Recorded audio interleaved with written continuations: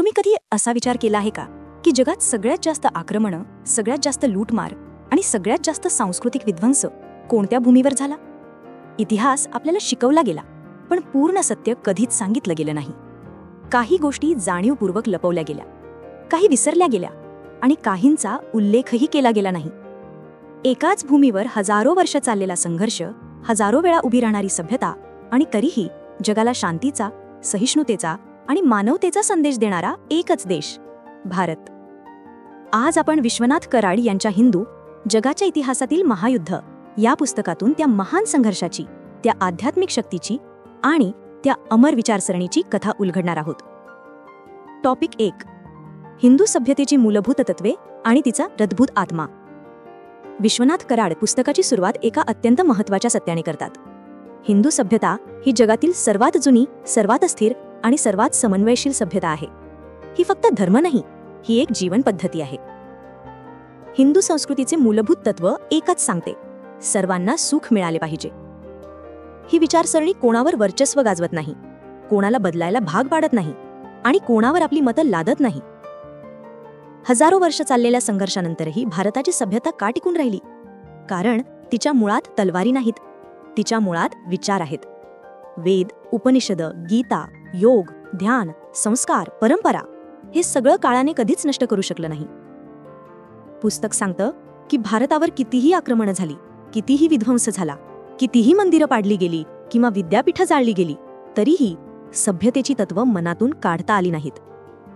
कारण भारताने जगात एक अद्भुत गोष्ट शिकवली: शक्ती म्हणजे हिंसा नाही, शक्ती म्हणजे मूल्यांवर टिकून राहण्याची क्षमता.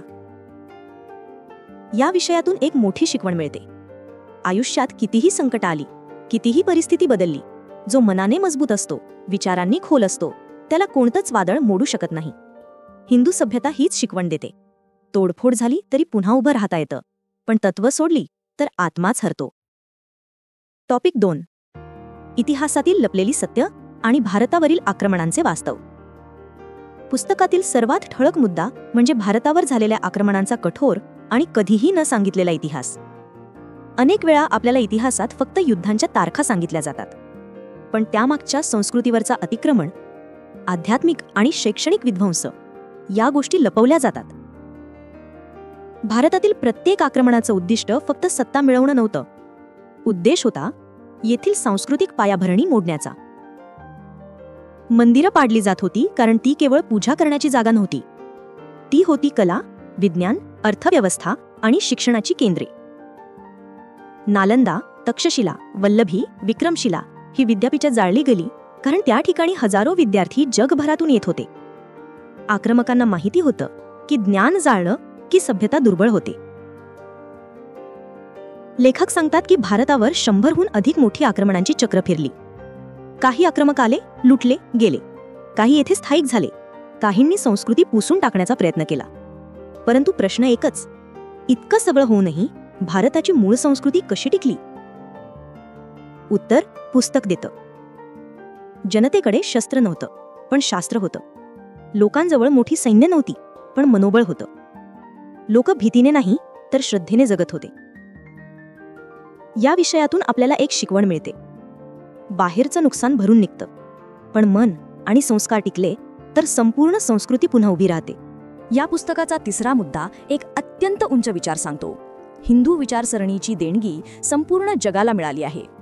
पश्चिमेकडील देश योग शिकलात, ध्यान शिकलात, आयुर्वेदिक उपचार शोधत आहेत. हे सगळं कुठून आले?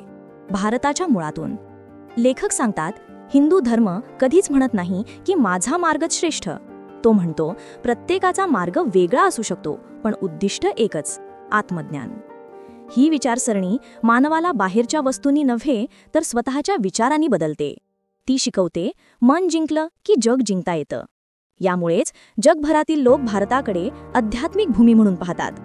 आज योग हा फॅशन नाही, तो मानसिक आरोग्याचा आधार झाला आहे. ध्यान हा धर्म नाही, तो शास्त्र झाला आहे. आयुर्वेद हा जुना उपाय नाही, तो जागतिक आरोग्य संशोधनाचा एक नवीन मार्ग बनला आहे. लेखक याला म्हणतात, भारताचा जगाला दिलेला सर्वात मोठं योगदान म्हणजे मानवाच्या अंतर्मनाला स्पर्श करणारी तत्वज्ञान प्रणाली.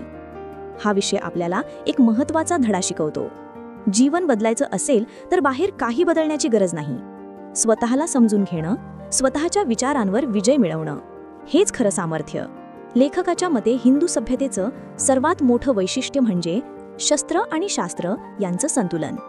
भारतीय विचार शांततेचा आहे, सहिष्णुतेचा आहे, मात्र तो कमजोरी नाही. राम शांत होते पण अन्यायासमोर ठाम उभे राहिले. कृष्णांनी अर्जुनाला शांततेचा मार्ग नाही तर युद्धाचा मार्ग दाखवला, कारण सत्य आणि न्यायासाठी कधीकधी शस्त्र हाच मार्ग असतो. लेखक सांगतात, भारत शांतप्रिय आहे परंतु दुर्बल नाही. इतिहासभर भारताने विज्ञान, गणित, खगोलशास्त्र, तत्वज्ञान, आयुर्वेद, योग या सर्व शास्त्रांचा अद्भुत विकास केला. तितकाच शौर्य, धैर्य, युद्धकला आणि रणनीती यांचाही. भारतातील राण्यांनी, राजांनी, संतांनी, गुरूंनी शस्त्र आणि शास्त्र दोन्हींचा आदर केला. आजच्या तरुणांसाठी हा संदेश अत्यंत महत्त्वाचा आहे. फक्त विचार, फक्त अध्यात्म, फक्त वाचन किंवा फक्त मेहनत यांनी आयुष्य जिंकता येत नाही. तुमच्याकडे ज्ञान आणि धैर्य दोन्हीही असायला हवं. शांतता म्हणजे भीती नाही, ती म्हणजे योग्य वेळी उभं राहण्याची तयारी. पुस्तक सांगतं, तुमच्या आयुष्यातही तसंच असायला हवं. कधी परिस्थिती प्रेम, समजूत आणि संवादाने सुटते, कधी परिस्थिती निर्णय, दृढता आणि स्पष्टतेने सोडवावी लागते. हाच समतोल तुम्हाला आयुष्याच्या प्रत्येक संकटात जिंकाल. लेखक स्पष्ट सांगतात की आजचा भारत जगातील अतिशय महत्त्वाच्या टप्प्यावर उभा आहे. आर्थिक शक्ती वाढते आहे, तंत्रज्ञानात भारत जगाशी स्पर्धा करतो, अंतराळ संशोधनात भारत वेगाने प्रगती करतो, स्टार्टअप्स आणि नवोद्योजकता वाढत आहे. परंतु तरीही अनेक भारतीय आपला इतिहास ओळखत नाहीत. आक्रमणं, संघर्ष, संस्कृतीचा टिकून राहिलेला प्रवास हे सर्व अस्पष्ट राहिलं आहे. लेखक म्हणतात, भविष्य मजबूत करायचं असेल तर मुळं समजायला हवीत. आजच्या पिढीने 2 गोष्टी करायला हव्यात: जगभरातील प्रगती शिकावी आणि भारतीय मूल्यांवर उभं राहावं. भारताची ओळख केवळ जगातील एक मोठा देश अशी नाही. भारताचा सामर्थ्य म्हणजे त्याची संस्कृती, त्याची सहिष्णुता, तत्वज्ञान, अध्यात्म, विविधता आणि जाणीवेचा खोल स्तर. हीच ओळख पुढच्या पिढीने टिकवली पाहिजे. लेखक सांगतात, जग आज मानसिक अस्थिरतेत आहे. युद्ध चालू आहेत, तणाव आहे, अराजक आहे. अशा काळात जगाला भारताची गरज आहे. भारताकडे शांततेचं शास्त्र आहे, भारताकडे ध्यानाचा मार्ग आहे, भारताकडे सहिष्णुतेचा मार्ग आहे. भारताकडे असलेल्या या समाधानी शक्तीची जगाला सर्वाधिक गरज आहे. पुस्तकाच्या शेवटच्या भागात विश्वनाथ कराड सांगतात की भारताकडे जगाला देण्यासाठी एक अद्वितीय मार्ग आहे. तो मार्ग तलवारींचा नाही, तो मार्ग शक्तीचा नाही, तो आहे जागृतीचा मार्ग. भारतीय सभ्यता सांगते, मानवाने प्रथम स्वतःवर विजय मिळवावा. मन शांत झालं की जग शांत होतं. म्हणूनच भारताचं अध्यात्म जगभर पोहोचत आहे. लेखक सांगतात, आज भारताने जगाला मार्गदर्शन करावं, पण ते आक्रमकपणे नाही. भारतीय परंपरा कधीच आपली विचारसरणी दुसऱ्यावर लादत नाही, ती फक्त मार्ग दाखवते.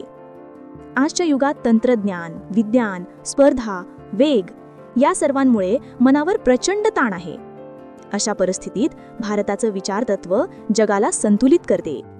लेखकाचा अंतिम संदेश असा आहे की भारतीय तरुणांनी आपला इतिहास, परंपरा, संस्कृती, ज्ञान हे अभिमानाने जगाला सांगावं. आपण त्या सभ्यतेचे प्रतिनिधी आहोत जिने विनाशातूनही शांततेचा मार्ग सोडला नाही. हीच आपली ओळख आहे, हीच आपली शक्ती आहे आणि हीच भारताची जगाला देणगी आहे.